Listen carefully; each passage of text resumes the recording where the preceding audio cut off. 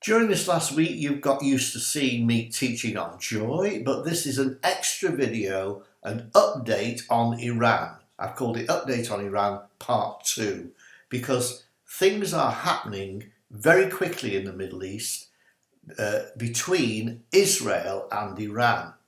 As I mentioned in Part 1, Israel has set aside over $5 billion in 2022's budget to be prepared to make a pre-emptive strike against Iran's nuclear bomb program.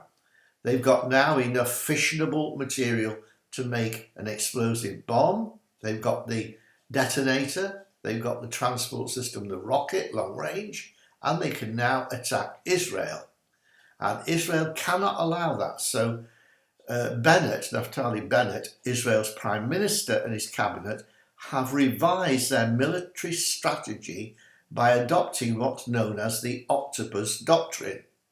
I'm now quoting from the Jerusalem Post. He said the Islamic Republic has been spreading mayhem in Israeli neighborhoods, mayhem and lots of riots and so on, through its long tentacles like Hezbollah in Lebanon or Hamas and Islamic Jihad in Gaza. Getting my tongue around all those names. Speaking at a conference in 2018, Bennett said, when he was defense minister, the Iranians don't love dying, but it's very easy for them to send others to die. While we're shedding blood, while the Israelis are shedding blood fighting their tentacles, the octopus's head is lounging back in a chair, enjoying itself. So he said, now is the time to aim for the head of the octopus, in other words, Iran itself, rather than its tentacles. So Bennett has initiated new actions directed at Iran itself, its positions in Syria, for example.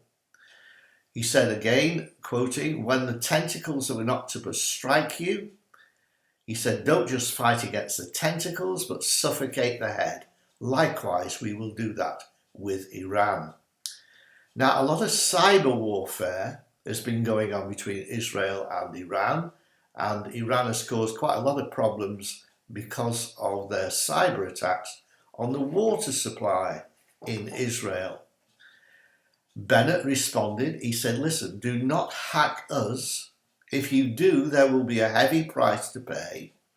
Israel at the moment may not be ready to use conventional warfare to strike at Iran, but the same is not true when it comes to cyber attacks. Israel will not hesitate to make the head of the octopus feel the pain directly. So at the moment, Israel has not sent military attacks, he's done it covertly, but not overtly, not so that anybody knows about it. They've sent drones in and so on, and they've planted bombs and killed important Iranian officials, but they're going to now let the octopus feel the pain.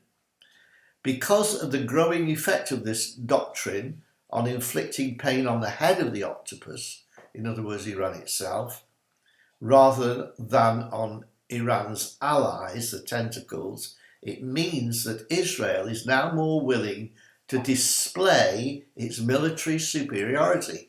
And therefore, in May this year, Israel launched one of the largest ever, probably the largest ever military exercise.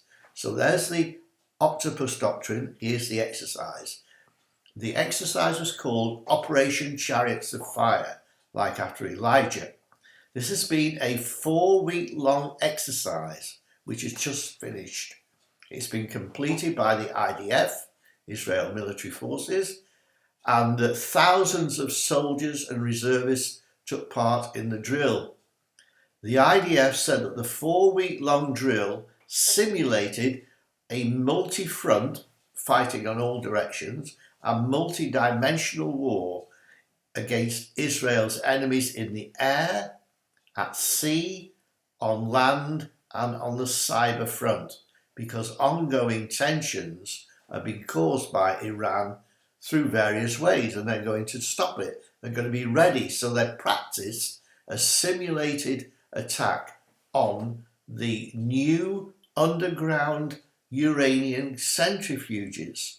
Now, these have been built at a site near a place called Natanz, Natanz. They've built these advanced uranium centrifuges to enrich uranium to make more and more fissionable or explosive material for nuclear warheads.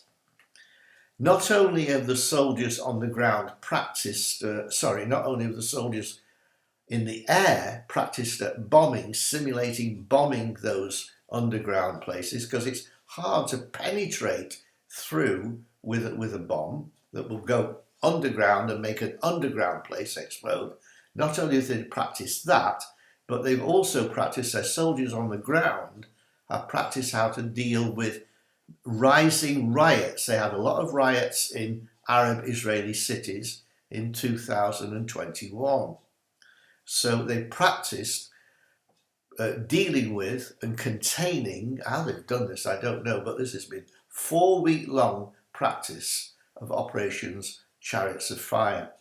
What I expect to see and what you could look out for in the very near future is a preemptive strike on Iran's missile capability, sending in air forces, dropping bombs on those underground centrifuges and on the nuclear facilities in general, and also to contain the resulting effect of the Palestinians and the Iranians reacting. You do that to us, we're going to riot. Well, they're practiced. They've been on this 4-week operation Chariots of Fire. Now, I don't know the specific details of when Israel will act. I'm not a military man, but I can tell you that IDF will know. They are the world's expert in cutting-edge military equipment and intelligence. They've got the intelligence of the situation. They know exactly what they're going to do, and God is with them. The consequences of such a strike may escalate into what we refer to as the Ezekiel 38 war, and it may even lead to Armageddon. But Israel has made a decision. It will no longer give its land to other people. It's God's land, and they are going to fight to keep it. It'd be worth watching how it develops, but God will sort it out.